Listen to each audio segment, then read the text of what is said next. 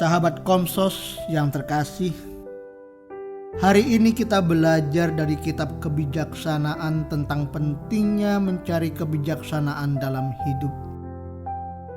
Kebijaksanaan bukan hanya soal pintar atau tahu banyak, tetapi kemampuan untuk membedakan mana yang baik dan benar, serta mengambil keputusan yang tepat. Dengan kebijaksanaan, kita bisa menjalani hidup dengan lebih tenang dan tidak mudah terombang-ambing oleh masalah yang datang. Seperti kata peribahasa, air tenang menghanyutkan.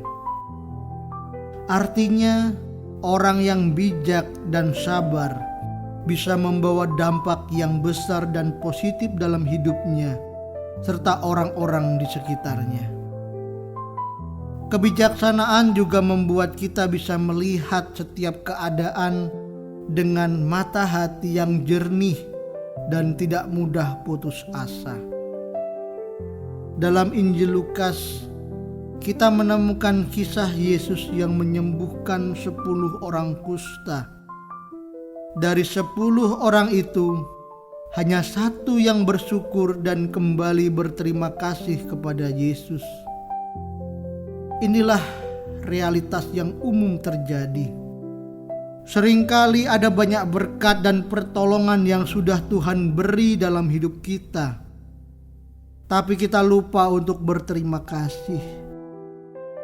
Padahal sikap bersyukur sangat penting karena membuat kita sadar betapa besar kasih dan kebaikan Tuhan dalam kehidupan sehari-hari.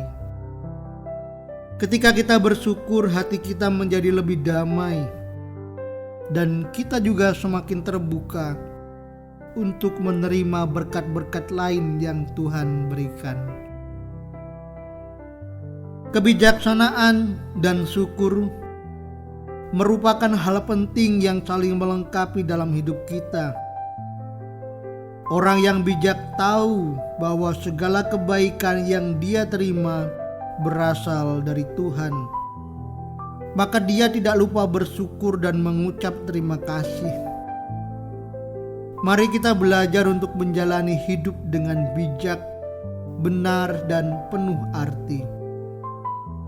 Terus melatih hati untuk selalu bersyukur dalam setiap keadaan, baik saat senang maupun saat menghadapi kesulitan, agar hidup kita penuh damai, sukacita, dan semakin dekat dengan Tuhan.